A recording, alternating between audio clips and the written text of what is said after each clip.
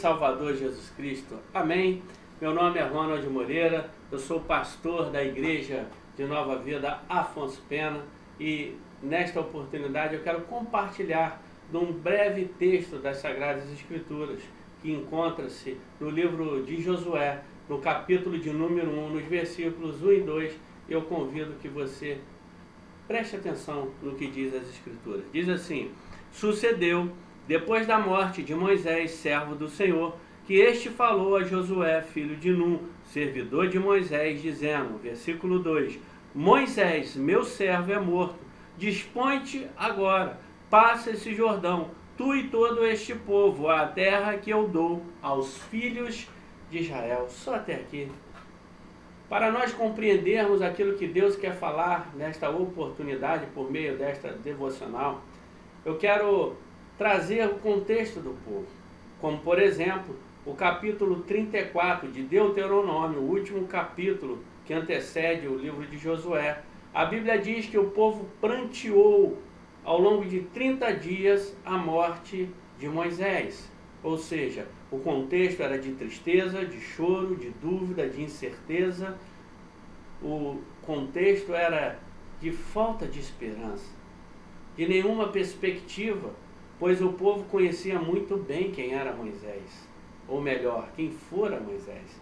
Moisés foi um homem usadíssimo por Deus, como por exemplo, Deus usa Moisés na libertação do povo do cativeiro do Egito, onde o povo esteve 430 anos tratados como escravos, subjugados a pão e água. Deus usa Moisés para libertar o povo. Deus usou Moisés para conduzir o povo ao longo de 40 anos no deserto. O povo viu Deus usando Moisés para abrir o Mar Vermelho, um dos maiores milagres do Antigo Testamento. O povo viu Moisés tocando e falando a rocha e água brotando dessa pedra. Deus sabia da intimidade, assim como o povo sabia da intimidade de Moisés para com Deus. Moisés falava face a face com o Senhor. E dentro deste contexto de tristeza, de perda, de incerteza, Deus volta a falar com Josué, um homem que não tinha experiência em conduzir, em liderar um povo, e Deus ratifica aquilo que o povo já sabia, porque no versículo 2, Deus fala com Josué, Josué, meu servo Moisés é morto. Em outras palavras, Deus estava falando com Josué e com o povo, eu sei o momento que vocês estão vivendo, eu sei que é um momento de choro, de perda, que talvez vocês estejam sepultando as minhas promessas, mas eu quero te dizer, independentemente da morte de Moisés, os meus projetos, as minhas promessas para o meu povo não foram sepultadas, estão vivas e irão se cumprir cabalmente nas suas vidas. Qual é o teu contexto hoje, meu amado irmão, minha amada irmã? Talvez você viva um momento de tristeza, de dor, de perda, de incerteza, insegurança.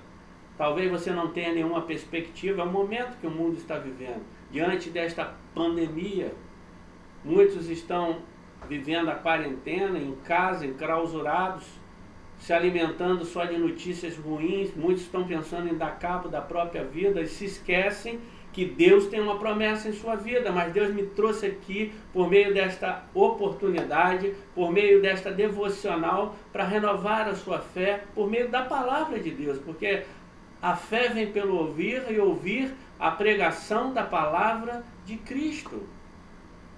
Que você possa ser renovado neste dia, que você não esqueça nunca das promessas de Deus na sua vida. E Deus fala com Moisés, ou melhor, Deus fala com Josué.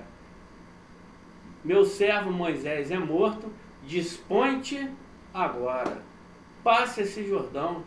Duas coisas que Deus aponta para Josué, que aponta para cada um de nós nesta manhã. A primeira coisa é, dispõe-te agora. Mesmo em tempo de choro, de crise, há uma oportunidade para você e para mim neste dia. Mas precisamos nos colocar à disposição. A palavra diz, dispõe-te agora, o tempo é agora, independentemente das circunstâncias. E outra, há um Jordão a ser atravessado. E Deus fala, dispõe-te agora, passe esse Jordão. O Jordão simboliza nas nossas vidas o romper dos nossos limites. Qual é a tua limitação? O que tem te prendido, te deixado na zona de conforto? O Jordão significa um novo tempo para as nossas vidas, uma nova oportunidade, uma nova fase da nossa vida. Do outro lado do Jordão, as promessas de Deus. O Jordão precisa ser enfrentado, independentemente das circunstâncias. Dispõe-te agora, passe esse Jordão. O Jordão, nesse contexto, aos olhos humanos, seria impossível de ser atravessado. Porque na época da chuva, das enchentes, as suas cabeceiras estavam transbordantes e atravessar o Jordão praticamente impossível. Quiçá conduzindo todo um povo. Mas se Deus mandou, obedeça. Se Deus mandou atravessar o Jordão, deixar a tua zona de conforto, enfrentar as tuas limitações, vá até onde você pode ir. Porque quando você chegar no seu limite, Deus vai agir naquilo que tu não podes fazer. É muito interessante isso. Precisamos, nesse momento de dúvida, de incerteza, de choro, confiar no Senhor. A palavra de Deus diz, entrega o teu caminho ao Senhor, confia nele e o mais ele fará. Há o Jordão, há os limites a serem rompidos, há uma nova fase surgindo e o novo traz medo, mas o novo também traz bênçãos do Senhor para as nossas vidas. Confia no Senhor. Uns confiam em carros, em cavalos, em homens, mas nós confiamos no Senhor.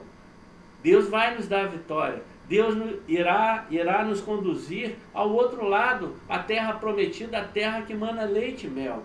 O contexto de muitos é de choro, de perda, de incerteza. Mas eu quero profetizar sobre a tua vida nesta oportunidade. A palavra de Deus diz, no Salmo 30, verso 5, na parte B, o choro pode durar uma noite, mas a alegria vem ao amanhecer. Eu profetizo essa manhã de alegria. Eu profetizo o romper das suas limitações. Eu profetizo em nome de Jesus uma nova fase, estarmos do outro lado, tomando posse das promessas de Deus para as nossas vidas. Portanto, Josué estava temeroso e Deus, na sua onisciência, continua a animar Josué. No versículo 6 diz, Josué, sê forte e corajoso. Mas talvez Josué, ponderando ainda a morte de Moisés, Deus fala, tão somente, Josué, no versículo 7, ser forte e muito corajoso. A palavra de Deus diz que o reino de Deus é tomado com muito esforço. O Senhor Jesus ainda diz, aquele que quer vir após mim, negue-se a si mesmo.